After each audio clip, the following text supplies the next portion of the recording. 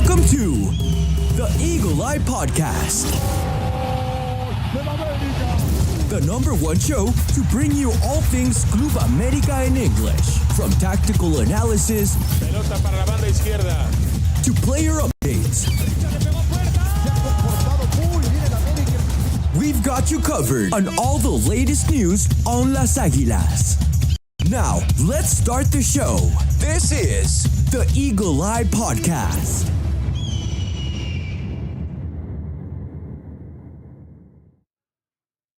Hello, ladies and gentlemen, and welcome back to another episode of the Eagle Eye Podcast. Today, we're going to be breaking down everything that happened with Club America and their abrupt exit in the CONCACAF Champions Cup.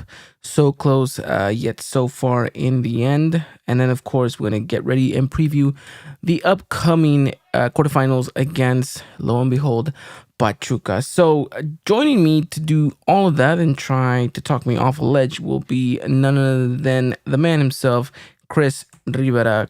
Chris, my friend, how are you? I think we're going to be both jumping off the ledge, if we're being honest. A lot to talk about, Yeah. brother. A lot to talk about. But, you know, it's going to be negative. We're going to probably piss people off, I would assume. But we're here for therapy, I guess, because it could be a crazy week. It can be. And maybe we'll find a little glimmer of hope along the way. But no promises to be made whatsoever in that department. So, I mean, we might as well just jump right into it and jump off the deep end.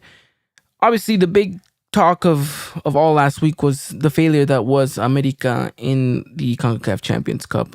We spoke about it briefly on the podcast last week when we were previewing the second leg going into Pachuca, that America needed to be more productive, that they needed to be a little bit more creative going forward. And the last thing that they needed to do was avoid mishaps and hiccups as they did in previous encounters. And it just seems that,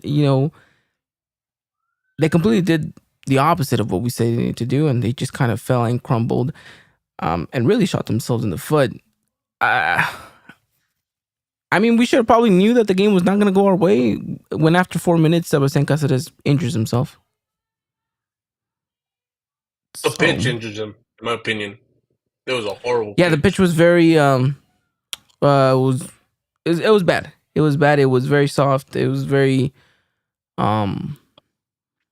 It looked dry. I don't know if that's the right word. It looked dry, but it also looked like it was very it was very loose as well. Like it was just players were slipping everywhere and everything. It was just I mean, it was poor. I mean, if you had to sum it up in a sentence, how would you even sum this up? I don't know, man. It's just a lot of emotions, really, just thinking back, because you don't want to watch the clips again, right? I think that's the worst thing you could do as a fan, is rewatching highlights of ugly losses, right? Maybe there's gonna be a memory that I remember that's completely wrong, or a memory we completely forgot about. But it just felt one of those things where it's like you could tell from the beginning of the game how the game was gonna go. And when Cáceres, that thing happened to Cáceres, and then the first goal where it's like an ugly bounce, and if the pitch was like in better shape, it probably goes out or Malagón gets it. But it's one of those things where I believe it was the first goal, right? Where it's like it hits someone. Yeah. It hits Igor, I think, and then it just stops there. It's weird. And it slows the ball down, and it just like whoever gets there first, that it's a pitch. And I'm not trying to make an excuse. I think it's one of those things where it's like, hey man, maybe it just sucks. It's a situation that sucks for both sides, and the luck just fell on their side. And like I said, once the first goal happened, and the second goal, it was just kind of like, okay, what can we do, right? Right at that point, I felt like we would have to see an America side that we haven't seen, where they're just attacking and shooting off everything, and I don't think we saw that, and it's very frustrating to see that. It is. It was very frustrating to see the America side that we got in both legs, to be honest. we spoke so much about the importance of the first leg and what it meant, and this was the first time America was going to be kind of faced in a situation where they were not going to be the ones receiving the second leg.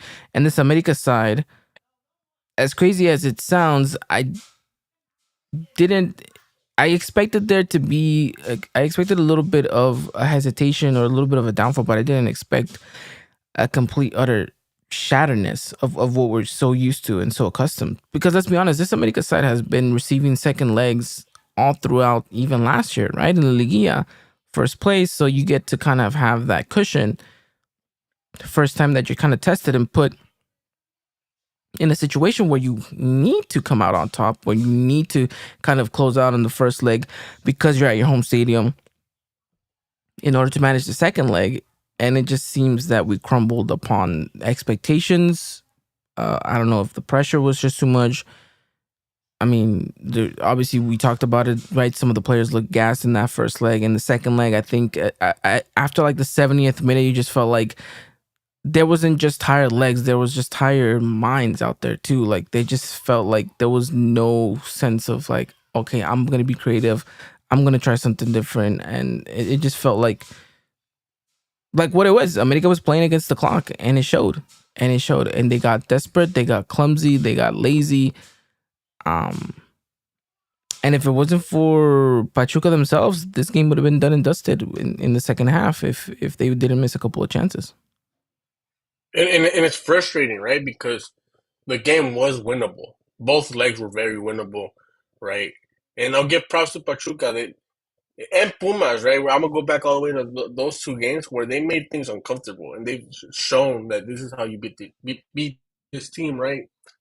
And it's frustrating because you really pay attention to this team, even all the way to the Dan Ortiz era, right? Where we're just having fun out there and we're just scoring and we're outplaying everybody. But then you have these type of games where it's just like, why don't you have that inner dog in you, right? Why is it Yeah. very dependent in that I'm talented and I'm gonna do whatever I want because everyone around me is talented? Like we need that nasty dog that it's gonna sound kind of weird, right? But sometimes you don't really need players that are overly talented, but just that dog that's gonna piss everyone else off. In the Sambuesa, I'll give an example. Even though Sambuesa was very talented, or even Cuauhtemoc in his older days, right? What would he do? He'll flop and he'll piss off the opponent, and we'd get opportunities off stuff like that, right? Or like I said, Sambuesa, same thing, just players that have that character, and I feel like you have it to an extent. I feel like your main guys up top have it. Fidalgo probably has a different type of mentality, but in a similar category.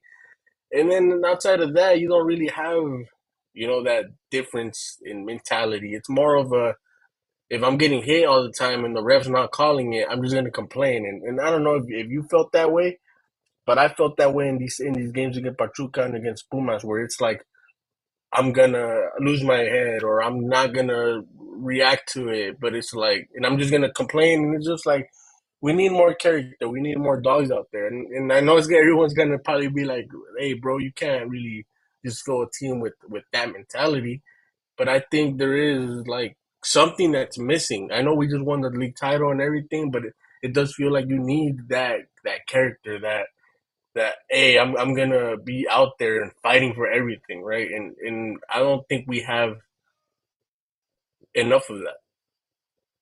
Yeah, I agree with you. I think we lacked a little bit of tenacity, a little bit of edge, and to be honest, heart. Right?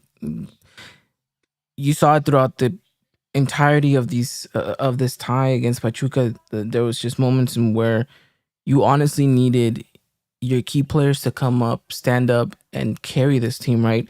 Your Henry Martins, your Diego Valdez's, your Julian Quiñones's, they disappeared. Right? They went ghost. They didn't carry the team. And I'm specifically looking at Diego Valdez and Julian Quiñones, who are meant to be the kind of the creators, the people that kind of make things happen for America on and off the ball. I saw Diego Valdez that, again, looked to be disappearing in moments of importance. Julian Quiñones that wanted to just draw contact, and that's it. That's all he wanted to do. He never had like a plan B afterwards. Like it was just, oh, they fouled me. Why didn't you call that, ref? Like I get it. You guys have a game plan. It's not working. Now your back's against the wall. But you can't necessarily feel entitled that the referee is gonna go at you, is gonna defend you or gonna protect you in every scenario, because that's not the case. You're actually gonna be hurting yourself in that situation, because the referee's gonna be looking like, oh, he's just trying to draw contact. He's not actually getting fouled. And so, yeah, I agree with you. I think there's a frustration there that there wasn't a player that can come out there and kind of do the job and do things in a certain way, which is, yeah, like we mentioned, frustrating. And another person that probably agrees with our frustration is none other than the man joining us a little bit late, but better late than never, Christian Rosendo. How you doing, my man? I'm doing well. Can you guys hear me? Yeah, you're good. Yeah. Yes, Okay. sir. Perfect. Because I had some trouble with my mic earlier. Um, but no. Doing well. Still trying to just take everything in, especially after the painful and humiliating loss to Pachuca. I think that I don't know who said it last week, but someone said that that was gonna be the game of the season, and it kind of feels like that because you kind of almost feel like we kind of fell into like a hole in a sense, and whether it's a lot of questions whether the team can kind of come back in the Liguilla, especially now that we have the same team, that can go either two ways. Either you can kind of start having flashbacks of what happened a couple of weeks ago, or you can kind of use the opportunity to kind of just take that and run with it and build so much confidence off of that. So we got to see how we respond. It's going to be an interesting first game tomorrow. Absolutely. And we'll get to that in, a little bit later on the podcast. Right now we're trying to assess and trying to figure out, piece together as to exactly what went wrong at Hidalgo, and what honestly went wrong within these two legs of the CONCACAF Champions Cup semifinal. And me and Chris were kind of on the side of the Semitica side, as flat footed as they looked throughout this series. You kind of were looking at to the pitch to see who's gonna, kind of like Chris mentioned, have that dog inside them and kind of carry the team forward. I mentioned Diego Valdez and Julian Quiñones were the two players that I think needed to step up big in these instances of the match, and both of them I feel like very much let not just themselves down but the team and the fans, and they were below expectations. And so I just feel like this is a team that now has everything to play for. And to be honest, even if we win the league title, I don't necessarily feel like that's going to fill the void of not coming out on top in the Champions Cup. Yeah, I mean, I think we all kind of agreed that winning the Champions Cup was the most important trophy out of the two this season, right? It was just that, I guess, recognition that we would have received, and that to go to the first ever 32 Club World Cup. It would have been a great event to attend to, and it's an event that an institution like America needed to represent. So I understand why maybe you may feel like that, but also I think it's also something that we haven't been bicampeones in forever, right? So I think this is another thing that we can kind of aspire to, and hopefully the players kind of feel the same way. But yeah, I think at the end of the day, though, we all kind of were on the bus of like, okay, CONCACAF Champions Cup. We haven't won this competition in X amount of years, right? I think it's creeping up to almost 10, right? 8 years, I believe. So 2016, right? it's 2016. So yeah, 8 years. So it's a long time, it's a long time without going and winning this competition, right? We claim to be the biggest in the region. We claim to be the biggest club in North America, and to kind of fall flat in an instant like this to Pachuca. No discredit to Pachuca, right? But you see where they're at in the table, and you see that granted, yes, we're going to play against them, and we'll see exactly what they're made out of in league play, but. I mean, honestly, you feel like this America side let themselves down tremendously, because this was a competition that we all felt very confident about, and the exit, as poor as it was, I think has no excuse whatsoever for happening.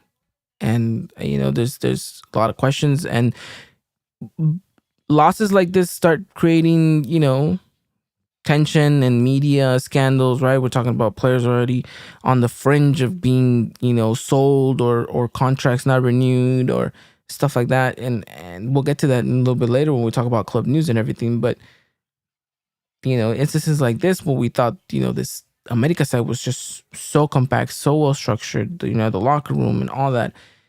Slowly but surely, Chris, it feels like the team is on a steady decline and a little bit of deterioration within the locker room. Oh yeah, man. I didn't want to like point that out. I kind of wanted to be delusional, I guess, kind of say, oh, it's just media talk, right?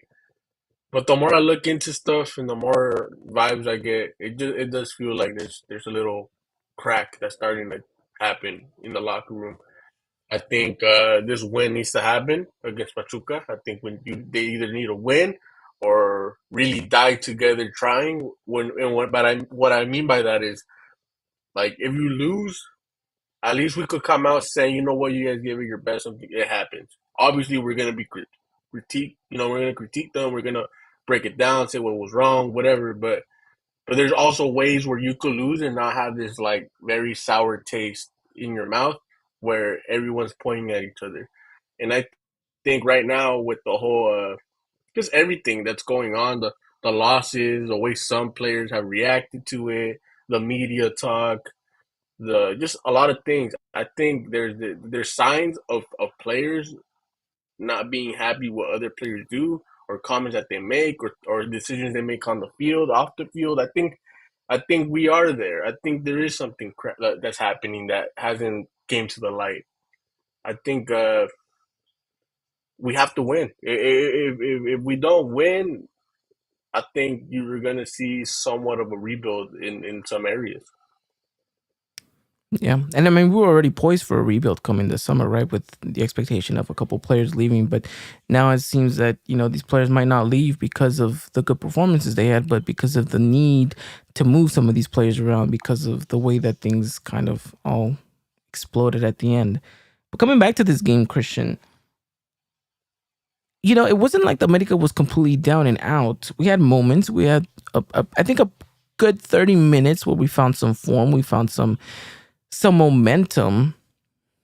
But, same old story as before. America gets chances. America doesn't put away their chances. Now we're kind of stuck between, what happened and what could have been if one or two chances go our different ways. I mean, you talked heavily about the Henry Martin miss, right? Which was just minutes after we had just scored. And the play does happen around the 30 something, like I think it's the 35th minute or something like that. I could be completely wrong. But what I'm trying to say is there was plenty of games still left to be played. So the fact that America was still not able to find an answer after that, I think that's more of the frustrating part about it is the fact that we get chances, we don't put them away, and then slowly as we're playing against the clock, we kind of lose some identity. We lose an idea of how to play, and we play very premature, very elementary. As to let's just kick the ball up and see what happens, as if we have Peter Crouch up there. Yeah, no. Just to circle back on the Henry miss, I think it comes at a time where you really felt like America was. We had them on the ropes. We were making our passes. We were attacking spaces. We were connecting. And if you go back and watch that play, how it started, we finally come out of our own zone where we attack the space in the middle. Zendejas makes a beautiful run, and then it's just the passing, the connecting, and all it needed was a soft touch by our goal scorer, our number 9, and the fact that we just couldn't do it at that That's not moment. true. I think. That's I where I'm think gonna stop you, bro, and we're about to have an how argument because that's not true, bro. That's not true. Let's be fair, bro. It was not a slight touch. The what what do you messed it up? mean? I was about to say something. Hell no, it wasn't, brother. What What are do you you talking mean? about? So first of all, everyone should have agreed that it should have been first timed. Yes or no? Yes, I agree with First that. time. But Well, Mhm. okay, you're but he saying it goes was for the just a chip. slight touch. But he goes It with was the not a chip though. slight That's touch fine. He hits it a little bit too hard. He just hits the chip a little bit too hard. because the first It's a, touch the messed it ball up. the balls come with momentum. Nice little slight touch. Ivan does it all the time in Sunday League. He should have had it. For I a do. player of that caliber, of that stardom, to play in America, you guys seen it. We have seen it in the past couple seasons. He makes those 9.9 out of 10 times.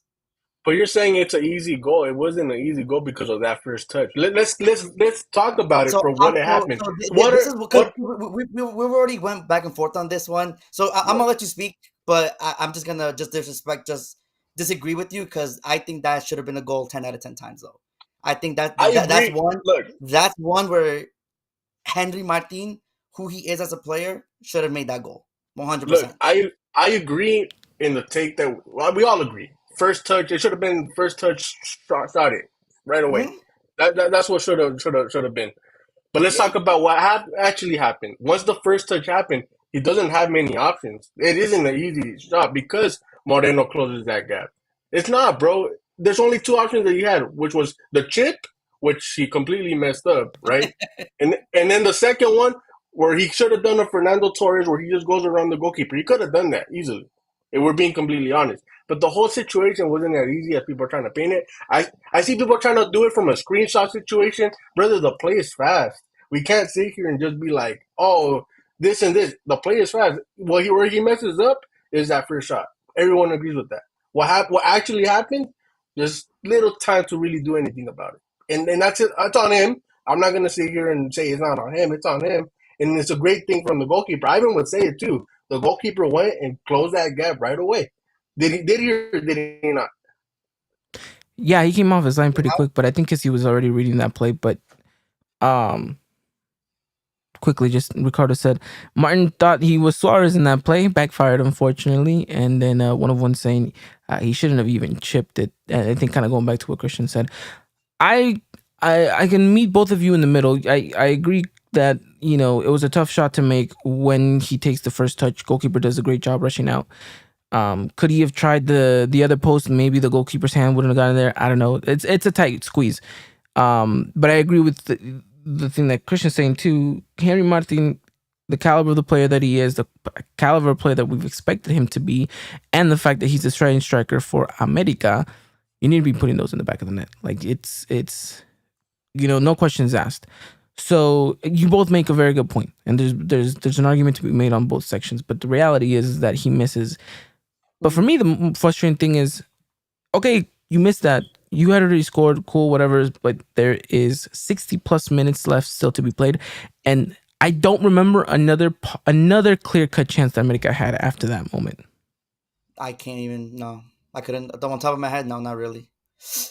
Nope, none. Exactly. That's and that's the biggest Which is issue. the That problem, was my right? biggest takeaway from this. Yeah, that was my biggest takeaway from the night was, okay, yes, we're all gonna sit here and talk because everyone was talking about that on Wednesday. No, excuse me, Tuesday night. Tuesday.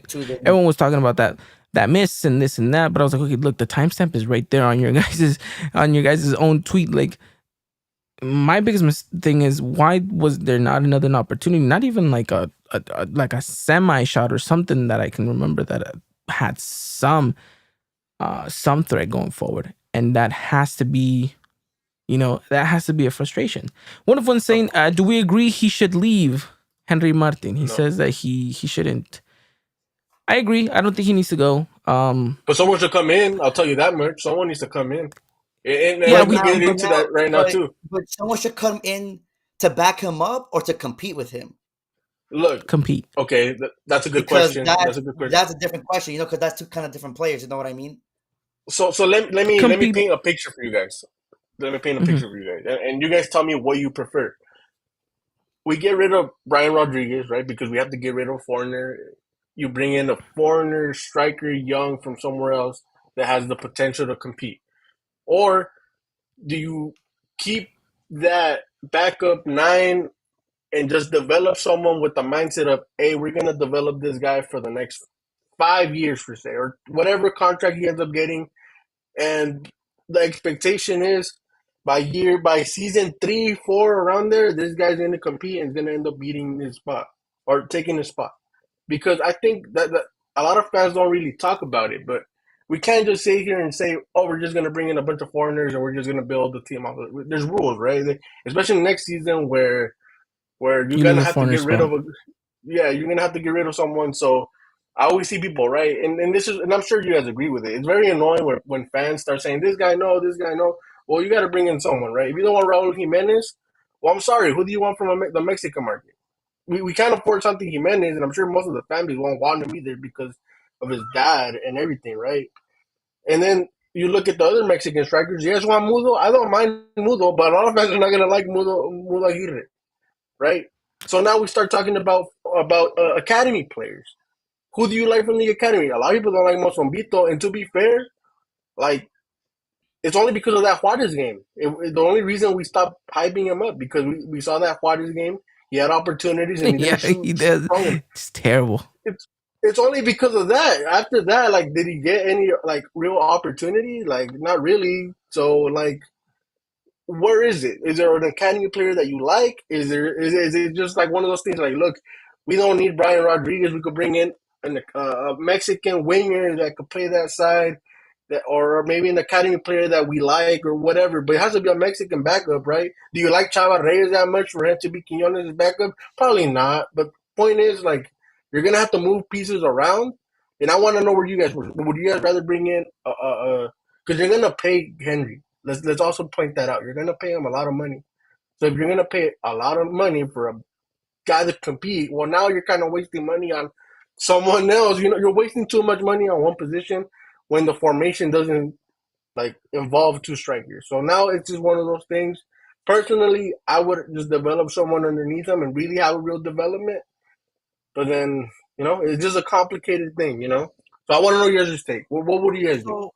So So you make a good point because and I think everyone agrees here that if Henry gets paid, that's not a problem, right? I think he's deserved it. I think that he's been a consistent player for 3+ years now. And so that's that. The only problem is with paying him, now you really can't bring in someone high caliber to compete with him because there's a chance that he might lose the spot, and then it's just like, okay, so why'd you pay him so much money if you're just gonna replace him with someone else in the starting 11, right? That just doesn't really make sense. And like you said, you're spending too much money on a striker. When maybe we need to reinforce our midfield, for example, because there seems like there's about 2+ players leaving in the midfield, and we need to reinforce that area also. So I'm with you in the sense that I think we need to bring in someone to kind of bring up. But I guess maybe just the names that are floating around right now, which is still, by the way too early because I think we're still like about a month removed from that, maybe even 2 months removed from that. The names that are coming up right now don't really fill so much confidence. Rightfully so, because I don't really care for many of the names that were brought up either.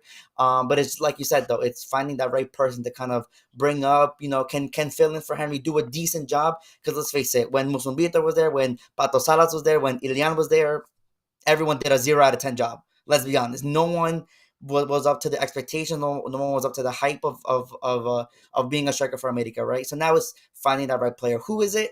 I have no idea, honestly. That's the problem, I guess. Yeah, you make a good point right there, Christian. And I just kind of want to read off some comments here before I kind of piggyback off what you just said. uh, Gershon said Viñas. I agree.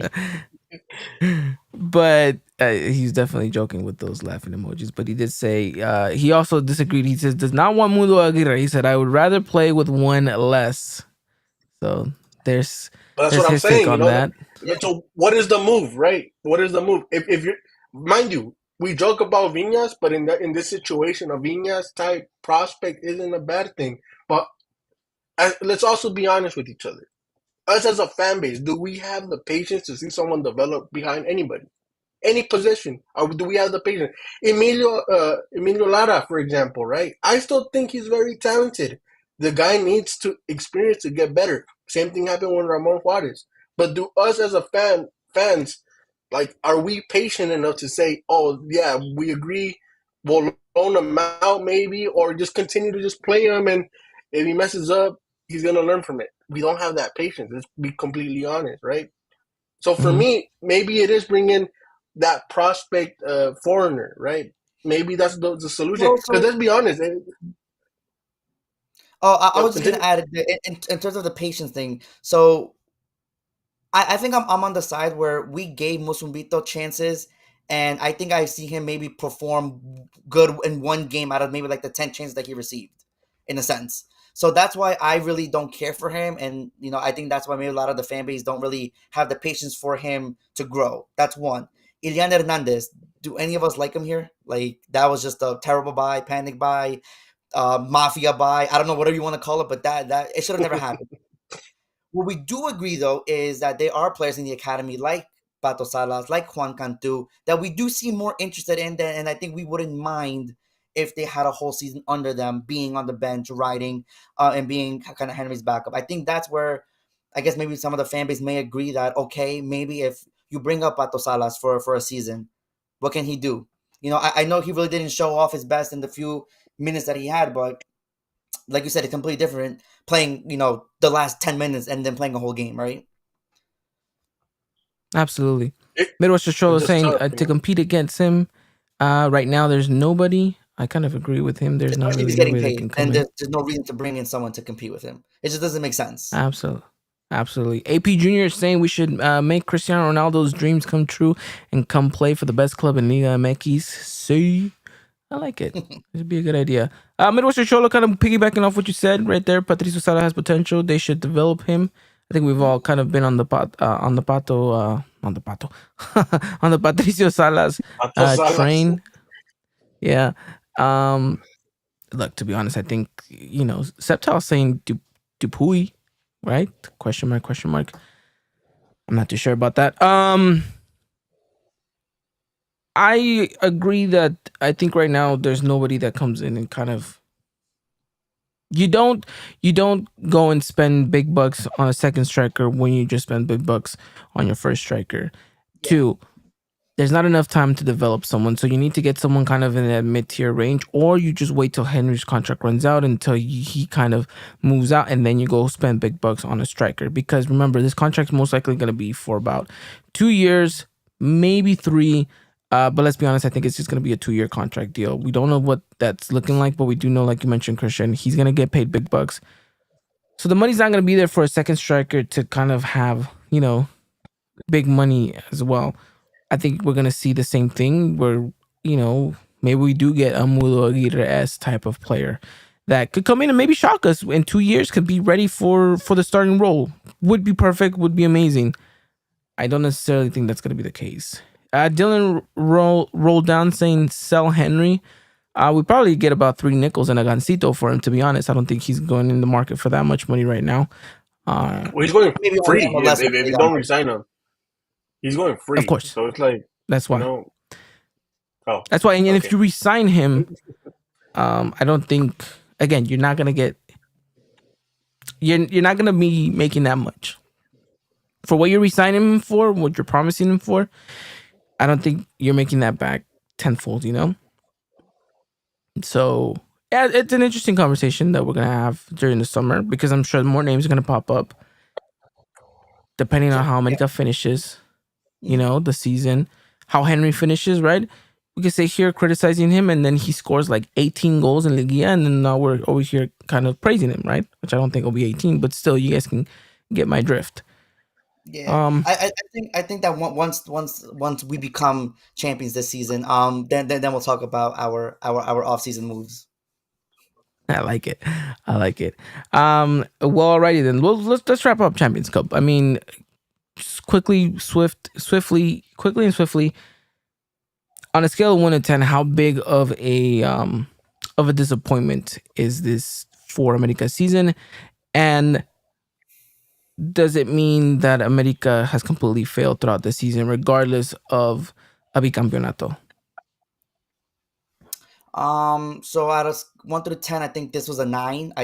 Like I said, this was the top priority for the season. We had a fairly decent run, or a decent road to get to the final.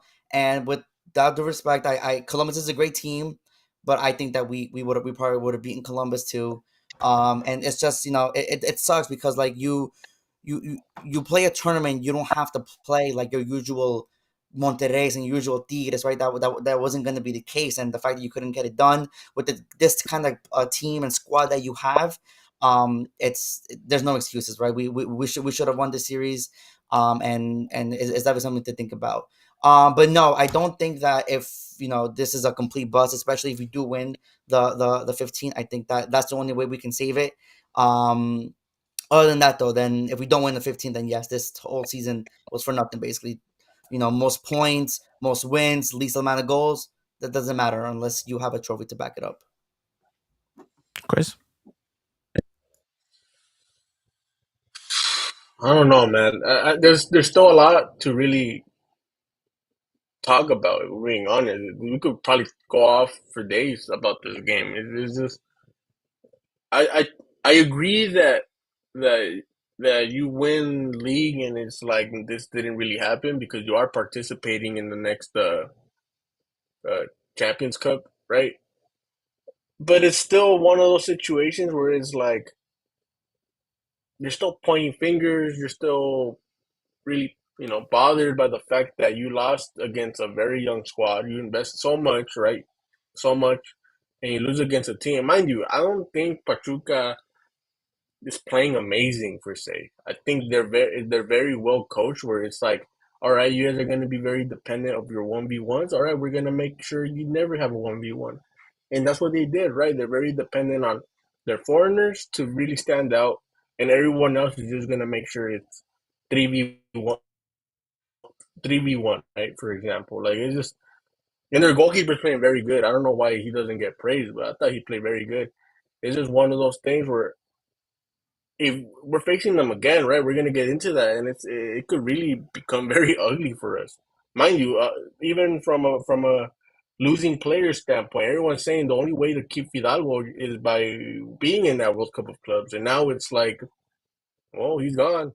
Like now we're like we have to go and look for his replacement. Now you kind of lose a voice in the locker room and a very talented player that always has the ball on his feet and is always contributing to plays, whether he scores or assists. He's always part of the play. So it's just one of those things where it's if we win the bicampeonato, then it's a happy ending, right? And but if we don't, it's a very dark situation to really be in, and it could get uglier. That's as much as I'll say. AP Junior kind of going this down the same right. Says my take is this: for me, it's a 10. Meaning, if we don't win the league, we need to rebuild, including president and coach. Hashtag fuera jardine. Hashtag fuera bathroom. Which is kind of something that goes back to what Dylan Roldan is saying. If we don't win the 15th, jardine out. I'm gonna just quickly say no. Yeah, I'm I gonna mean, go with you. No. yeah, I think it's a little absurd to think that jardine I'll say loses this. it. I'll say this, and my bad for interrupting, but I'll say this. It depends on how we get eliminated, if we get eliminated. Because correct me if I'm wrong, Mario Carrillo back in the day got fired in a very similar situation. So Okay, yeah, I mean, but Mauro Carrillo's team didn't put up numbers the way that America did, you know? I he mean, did not. It Jardines wasn't it America like did. 30, 38 unbeaten games, something like that. Most of them were ties. No, I mean, I think it all ties back to your point, Chris, where it kind of seems like the locker room is starting to kind of slowly fall apart. And I think that the directiva and the fans will most likely point at that of being the downfall. If we get eliminated, then it to be to Jardine's fault. Which I don't think we should just let Jardine off the hook because I do think he has his faults in kind of the elimination, right? I think some of the tactics he did was wrong, the substitutions was the wrong. subs, Just the the subs were moment awful. Yeah, the the subs. moments of not recognizing where you are in the game was wrong. But we'll have time to critique that, I guess, when we preview the first leg. But I don't think that he gets sacked if we don't win the 15th. Is my end point. Yeah. And Dylan's kind of surprised by our answer, saying because America's probably has the strongest in Liga MX and to go trophies list is kind of low key crazy. But in theory, you didn't go trophies list in the calendar year. Right? You got one title. You missed out on two. Yes, I get that. It's in an American Still got standard that's campeón de unacceptable. campeones. Yeah, there's still a lot to be played for in the rest of what 2024 is. And then we win that, we go to Campeones Cup, right? And then Yeah. Super Cup, So right? Or what's another it called? trophy. I don't know. They'd be making cups left, right, and center, but still, we're obligated to win They these. really. I mean, it's Yeah. it's it's kind of the thing is, but I mean, ultimately, I agree that this was a tremendous disappointment from the team, and I would hope to say that winning a bicampeonato would make it so that this fracaso is kind of expunged and forgotten about. But next year, 2025, when we're all sitting on our couches watching the Club World Cup and we don't see an America on the screen, we're gonna come back to the same conversation and say, you know what if, And so I think it won't be completely erased if we do win No. the 15th, which is like I mentioned, the sucky thing about all this. But of course, the bicampeonato is fine. I mean, who's not gonna celebrate it, right? But we'll see. We'll see what Right. happens. Frank agrees. And Too it's many funny because trophies. a lot of people like called us, or a lot of fans were just like, "No, it has to be the bicampeonato first. Like, who cares about the campeones, the Champions Cup? It's for that reason." Like you mentioned, Ivan. Like we're gonna be sitting on our couch watching it, and we're gonna be watching León, Monterrey, these Oh clubs that God. we know we're better than them compete against the best in the world. It's just like we should be there, right? And we always make this comparison about the 2018 team, where we were like, wow, imagine if we played Libertadores. Like, I want to see us stacked up against them. Like, we really think we had a good shot at beating most of those teams in that competition. And I'm not saying that, oh, we're gonna go out there and beat Manchester City and beat Real Madrid and beat Bayern Munich, but it would be nice to kind of see, stack I'll up, say that. I'll say that. Cause just like behind it closed would be doors, they would too, but we're live. yeah. It'd just be nice to see us in an official match against them, like not with their U23 playing against us, right? It would be nice to see a really good, intense, competitive match. But the only way to get there is winning the Champions Cup, and we have 4 tries to do it, I guess, for the next one in 29. That's terrible. It's every 4 years, or is it every 2 years It's for the every four Club World years Cup? now. Oof, man, that seems even further away than what I initially thought it would be. Yeah, it's gonna be huge FOMO, but I mean, it is what it is. We have to kind of live with our consequences of not being able to kind of fulfill the expectations, and I guess we'll see what happens from there on out. 1924 says, I wouldn't say Fuera Jardine at all. I would definitely say that he would definitely need to look into his tactics, but a rebuild after this season, I believe, is definitely needed. Campeones or not. So kind of iterating what we just talked about. All right, gentlemen, I don't want to extend this any much further. Let's talk a little bit of club news before we talk about, again, Pachuca. Seems like we're going to be reiterating everything we just spoke about in the beginning of the podcast. But we kind of alluded to it a little bit, right? These cracks in the dressing room. A lot of news coming out that the Trisecta is no longer, well, actually, they're no longer podcasting until further notice. It seems to be that there's a deterioration in that locker room, but it also means that some of these players are playing, I guess, for their livelihood in an America jersey. Chris, you sent us the video from ESPN Deportes about the journalist that came out and said there's a couple of players that are still playing to keep on their America jersey, which is Richard Sanchez, Brian Rodriguez, Kevin Alvarez, and Igor Lichnowsky, right? Igor is still on the fringes of whether or not we're going to re-sign him. He looks to be the most problematic out of the whole department, so he's got a lot to kind of win over in that sense. Kevin has not looked his best ever since that injury that plagued him right before the start of the Liguilla for last season, and things have just spiraled out of control for him. Brian, even though he was a great addition to this America side, again, another injury plagues him and hasn't looked the same ever since. And Richard Sanchez, well, we've talked about him so many times already on this podcast. I think we're all ready to say good, thank you and goodbye. So, kind of thoughts on that? You want to go, Christian, or you want to hear me No, you can go go. first? You can go. So let me break down each one, right? When it comes to Igor, I think he hasn't been bad, but there's times where I watch him play and I'm just like, we could upgrade from this guy. I don't think there's a need to sign him when I don't know what his price tag would be, but I would imagine for that price tag, you probably could get someone just better. You look at moments where he doesn't play and it's Ramon Juarez and Cáceres, and there's no difference to me. I think Igor's a little bit stronger. He's taller, but and it's still like you feel just secure with Ramon Juarez too. So it becomes one of those things where I'm not mad if we move on from him. I just hope if we do sign him, it's not like this, like, oh, you're overpaying for a guy that, mind you, someone brought it up in the comments. Igor has had problems at every single team that he's been at. You have to take that into consideration, especially with the whole, fighting with the journalists over them making comments. Like, I get annoyed when players or athletes do this because it's not just them; they do it to everyone in every single sport. So, like, why make it a big deal, right? Kevin, I'm not getting rid of. I still believe in the talent, but I am bringing in someone for that position to make it a competition. I think the guy just had a very bad injury, right? He was injecting himself to play.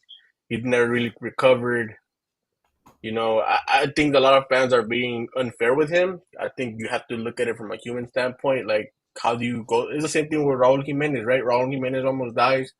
And people want to look at it as a joke. Like, okay, man, like there's a human aspect of these injuries, of these things that happen that we really need to just look at it from a human standpoint and be like, all right, mind you, they try to bring in players for that right side. They bring in an academy player from Pachuca that has not played a single minute, and they signed them. So it's like, right? I'm not quitting on Kevin unless he's being toxic. Like I said, in the locker room, but I really don't think he is.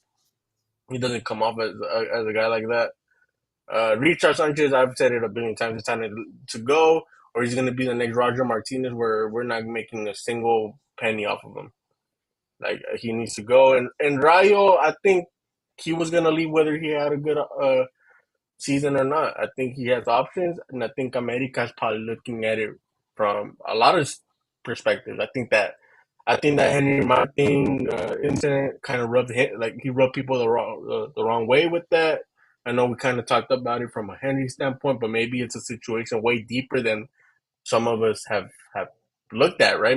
Maybe it is a situation where it's not just Henry reacting to that. It's more of a, hey, brother, you're not taking it serious. And mind you, I don't know what game it was. Maybe you guys could correct me, but there's games where Chava Reyes is getting subbed in before him, right? So what does that mean something? Does it not? I think, Rayo you have to get rid of. And like I said, if you're gonna bring in a striker, and if it's foreigner or not, the guy you're moving in this situation is gonna be Brian Rodriguez, because if Hidalgo leaves, right? If Hidalgo leaves, uh, Richard Sanchez probably does stay because it becomes a weird situation. So where do you have to look at to bring in someone else or to get rid of and bring someone else?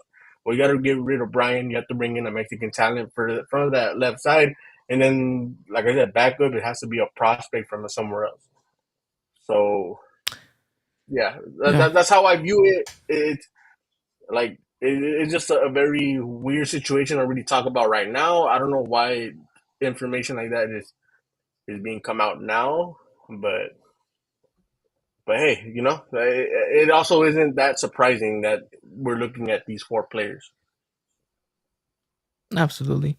Christian?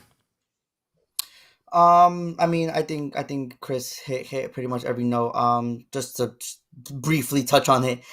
Igor, I don't think he would be a bad addition to the team. Maybe like as a depth player, if you want to reinforce that position, fine. If not, whatever. I do want to just bring back people that when Igor was brought in, we all kind of questioned it. We all said like this really didn't make sense at the time.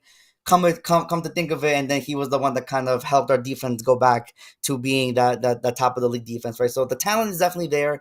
I just don't like how the media is portraying that the podcast is the reason for him being labeled as problematic. Because I do think he is still a good player. And also I will throw out a little, maybe not a hot take per se, but to me, I don't think Ramon Juarez had a good series against Pachuca. No, he I think didn't. that he was a little bit a step behind a lot of things. I think his timing was just a little bit off, which is normal. I mean, you know, he's not the regular starter, right? He's still learning.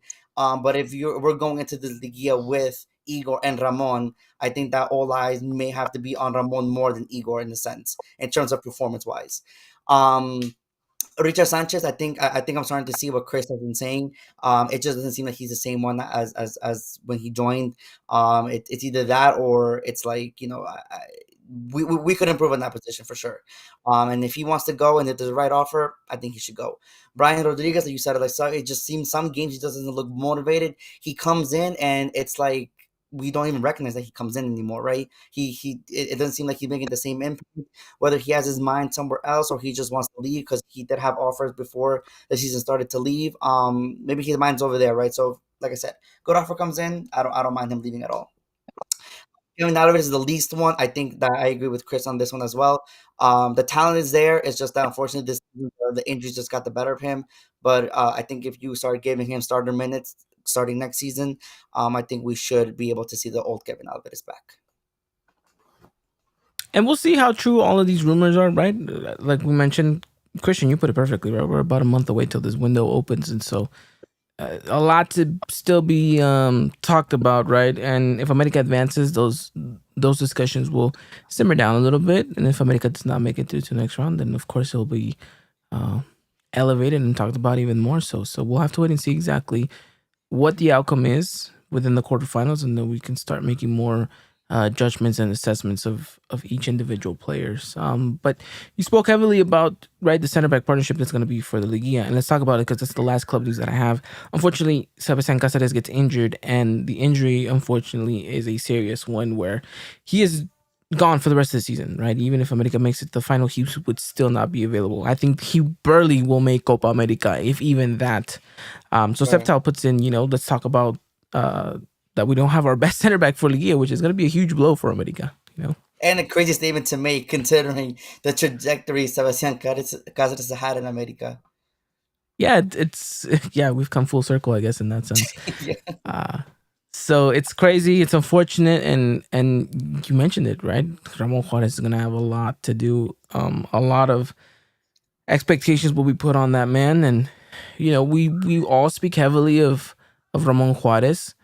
Um, I think now he needs to back it up. If not, then I think we need to start looking, a little bit closer to him and seeing whether or not he's capable of being set starter. Because I think we all looked at him at one point and said, you know what, he's good enough to maybe potentially be the starting center back for us. And now Right. we're looking at him and thinking, okay, can he hold his own in these kind of situations?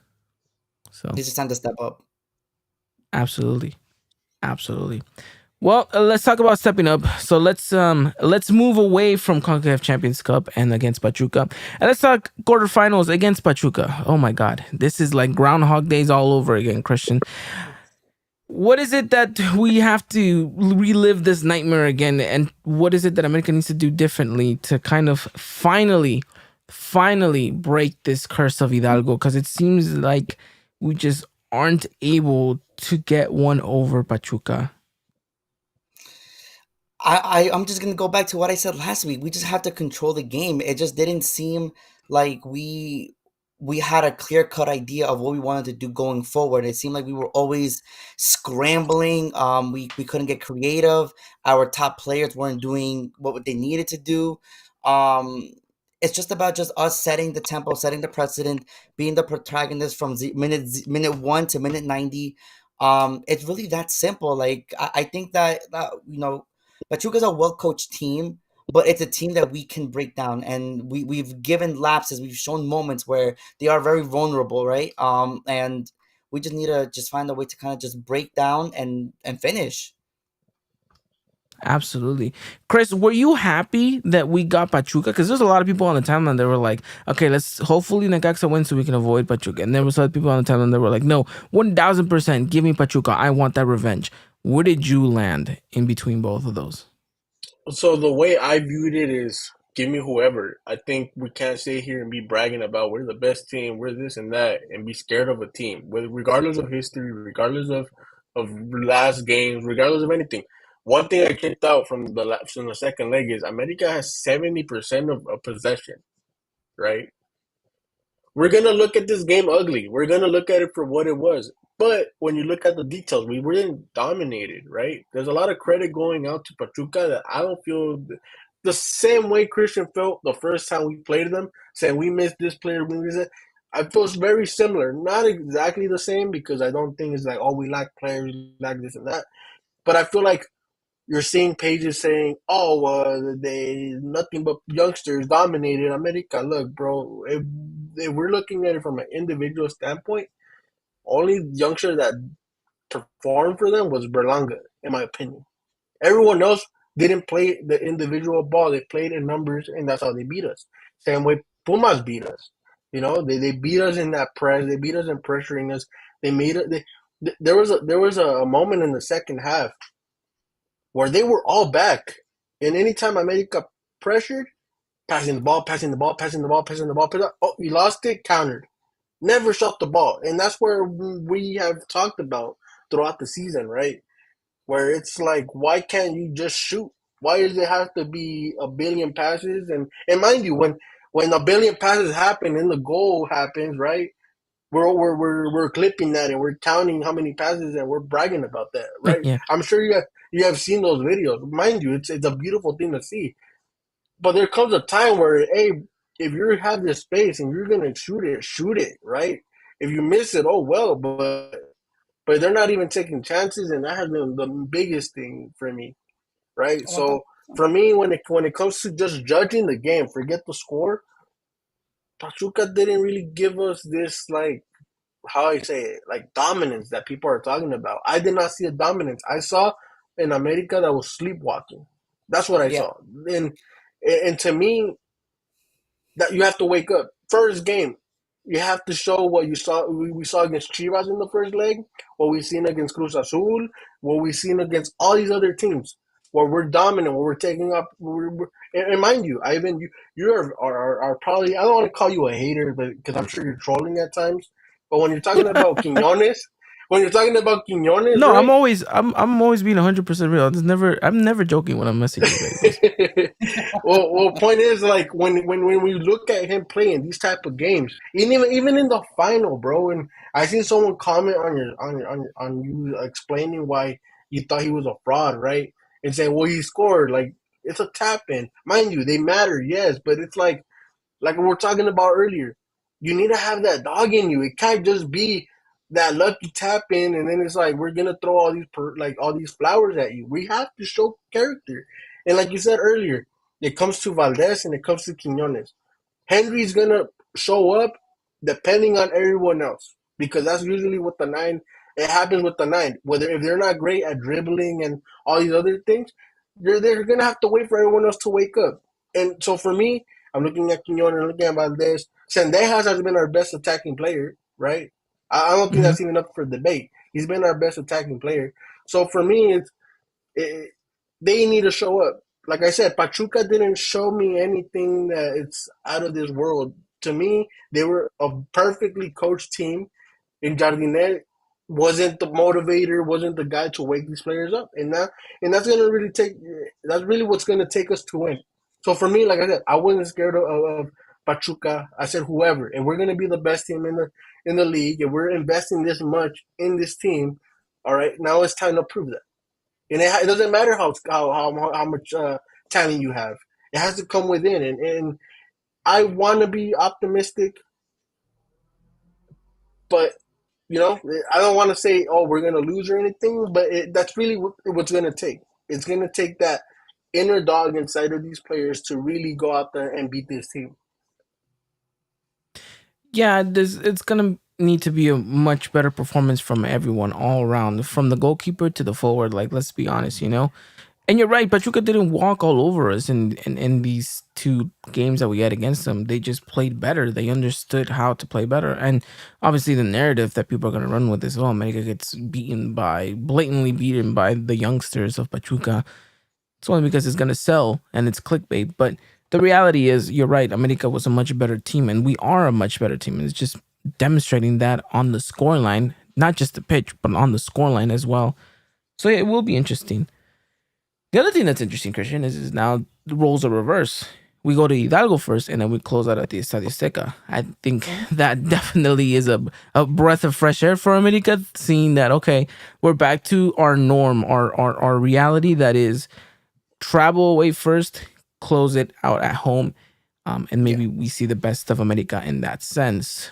As far as starting 11 goes, do you see any changes other than Sebastian Castes out being because of the injury and you just kind of plug and play Ramon Juarez? Yeah, I think that's how we have to go. I think anyone can debate here that this is probably our best starting 11. It's just we just have to get them going, right? I think once they find their groove, especially the attacking portion of the team, I think that we'll start to see an America that we're used to seeing for the majority of the season. And I hope that this week off that we had serves us with something. You know, we always talk about how the week of the play-in or the Liguilla, whatever, repechaje, has always, in a way, hinged us, right? It's we felt like we were handicapped by it because everyone else coming into this one was going to be in more rhythm. Now we're probably looking at this as okay, we had a good, nice week break. We get to breathe a little bit, get back into the room of the things. Pachuca has been playing since like last Tuesday. They've been going at it. It's been very quick turnaround, very back and forth. They haven't gotten a moments of rest just yet. I think I saw someone tweet that they were like, "Hopefully Escarga is cashing out the bank right now, so Pachuca can play on Tuesday against America." But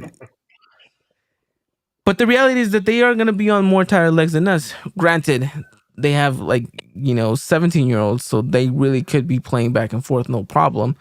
But you do feel like that's going to play somewhat of a factor.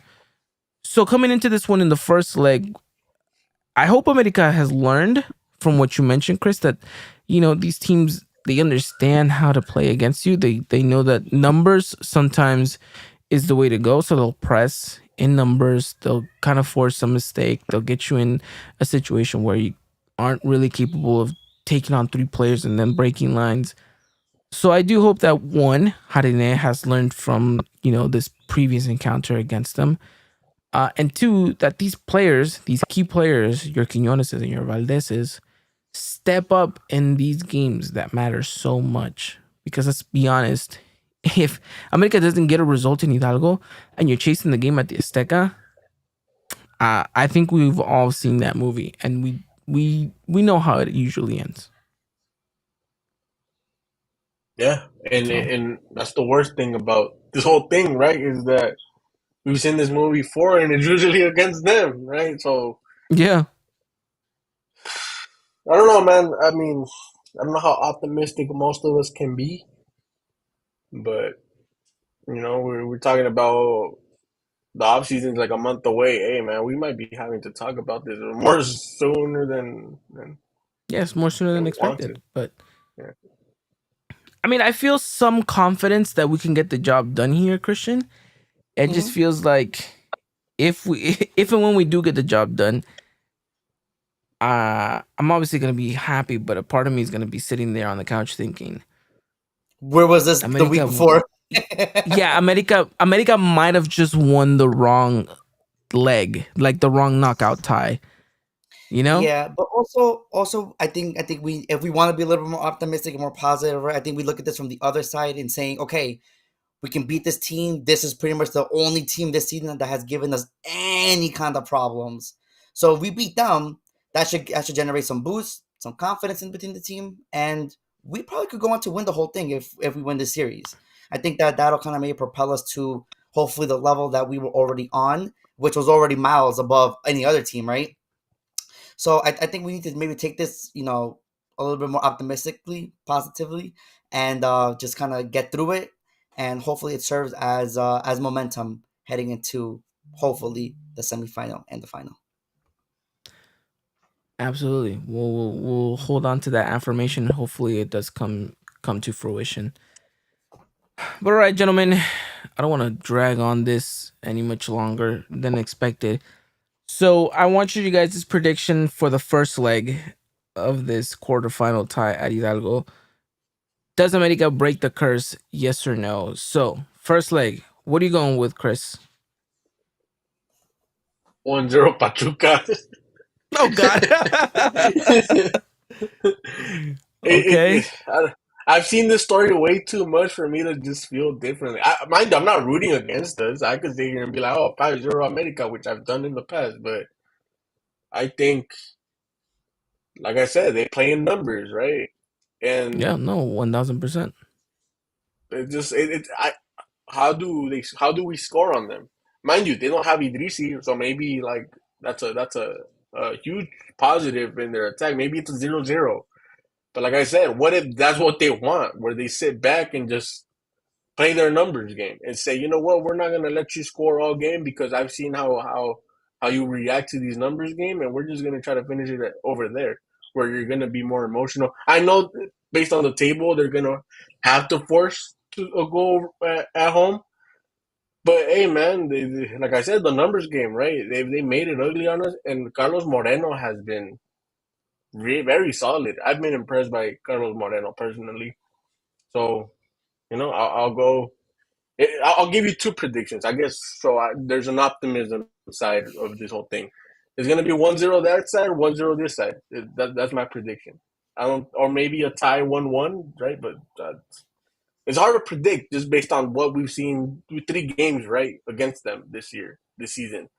So yeah, I'm not, I'm not that positive in this first leg. I'll just say that. This is the first time in this entirety of that Chris has been on the podcast that I've hear a result not go America's way. Now I'm scared. I feel like we're in trouble, Christian. Here. What's your prediction? I'm honestly viewing this at a completely different way. I think that we need to take advantage of one. Idrisi will not be there, which arguably was the player that was giving us maybe the most trouble in the offensive side. I think he was giving Reyes nightmares on that side. So the fact that they don't have him for a whole game in their home is going to be a huge loss for them, right? So I think they may kind of sort back to kind of sitting back a little bit for more parts of the game. Secondly, this is Pachuca's fifth game, sixth game in 2 weeks.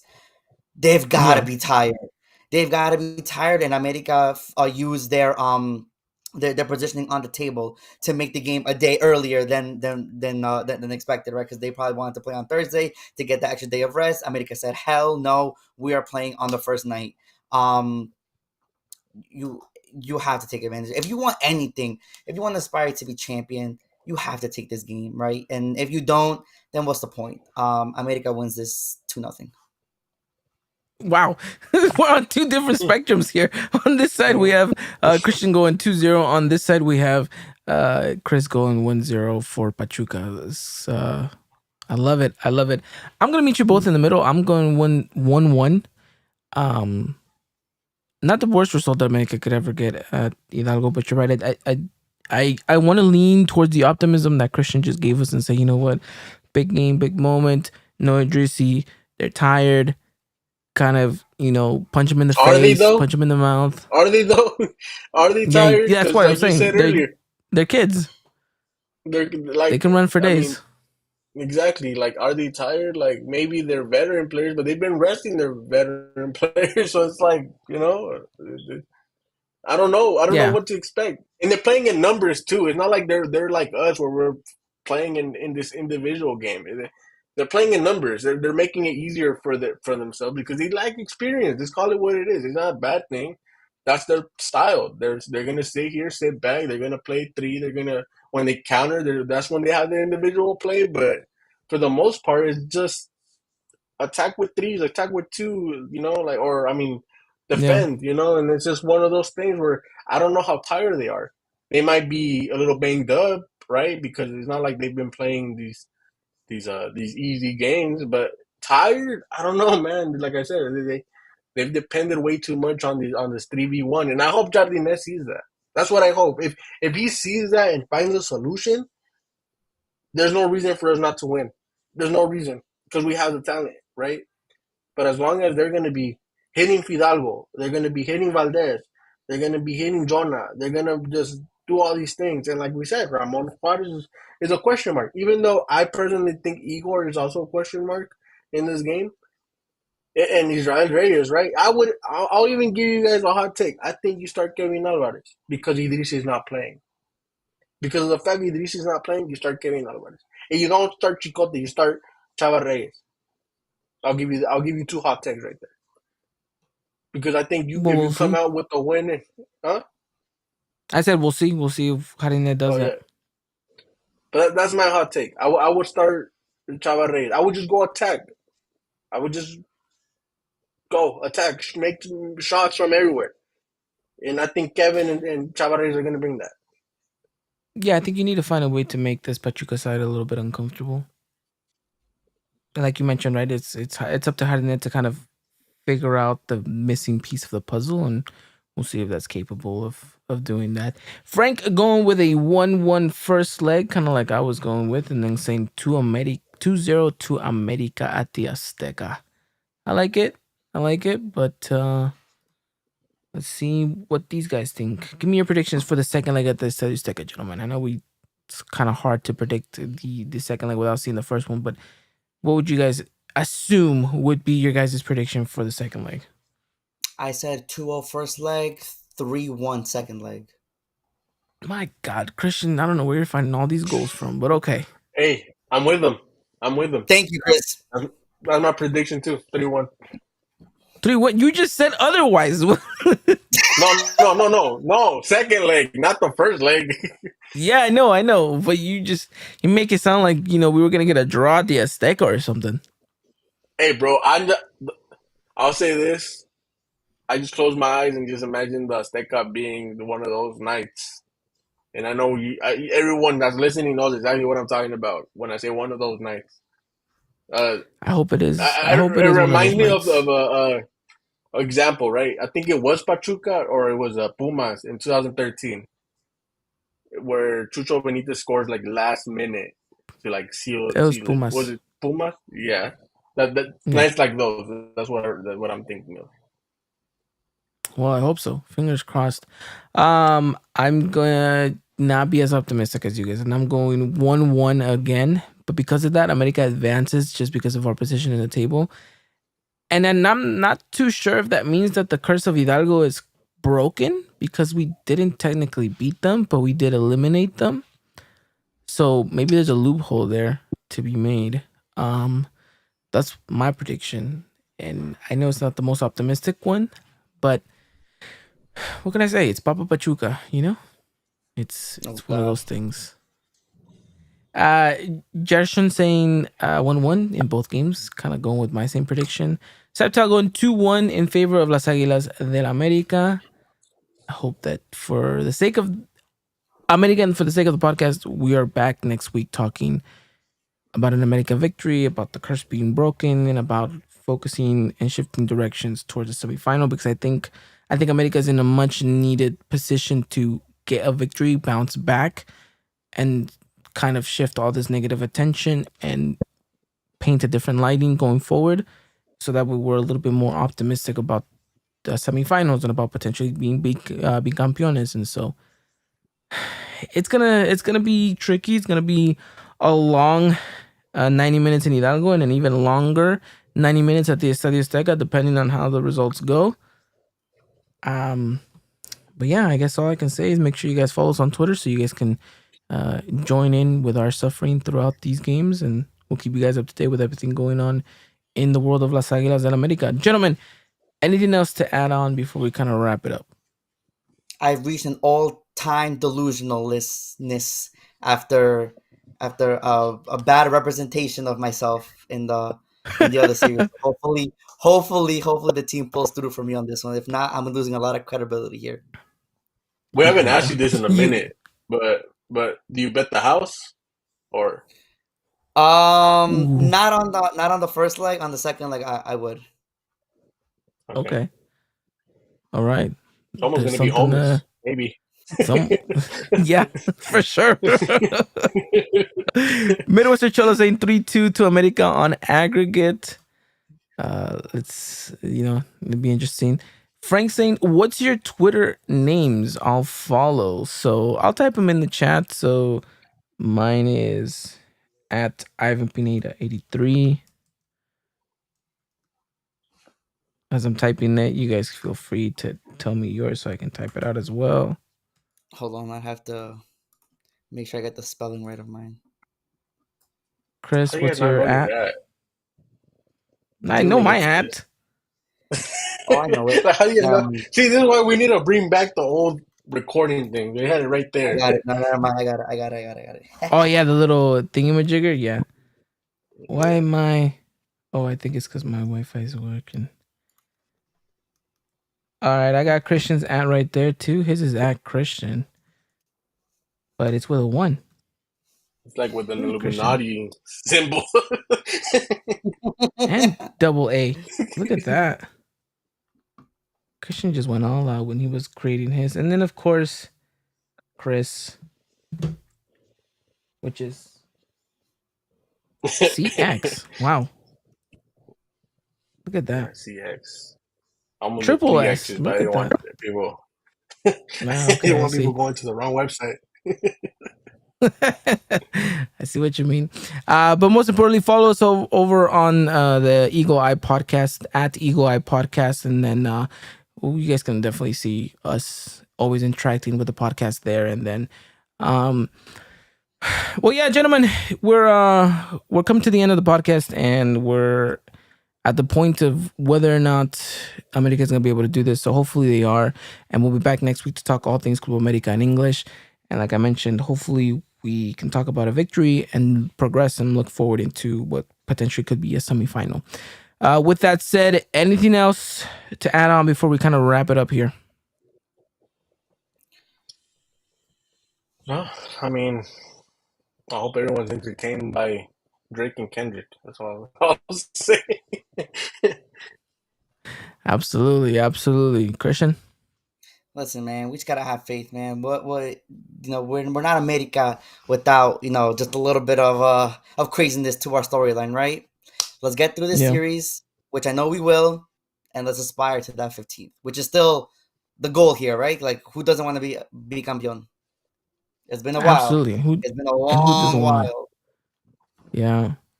And then we have to be tetra campeones because it's been just as long. It's weird that they don't count the bicampeón because you were champions 3 times. So it's been longer that you've not been. Do I explain myself?